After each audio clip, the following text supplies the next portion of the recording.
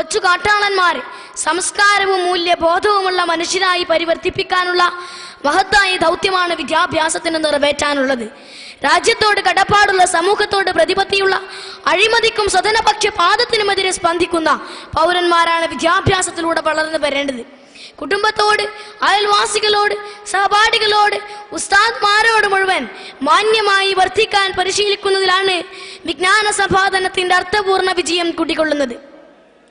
നമ്മുടെ ഗ്രാമപഞ്ചായത്തിന്റെ സെക്രട്ടറി സ്ഥാനം മുതൽ രാഷ്ട്രത്തിന്റെ താക്കോൽ സ്ഥാനങ്ങളിൽ വരെ ഇരിക്കുന്ന ഉന്നതന്മാർ വരെ ലഭിക്കേണ്ടത് വിജ്ഞാന സമ്പാദനത്തിന്റെ വിളനിലമായ കലാലയങ്ങളിലെ ബെഞ്ചുകൾക്കിടയിൽ നിന്നാണ്.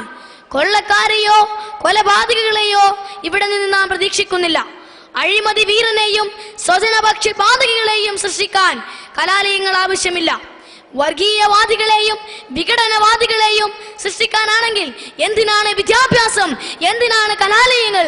മയക്കുമരുന്നിന്റെയും ലഹരി പദാർത്ഥങ്ങളുടെയും വിപണിയാകാനാണെങ്കിൽ എന്തിന് കുട്ടികൾ സ്കൂളിൽ പോകണം?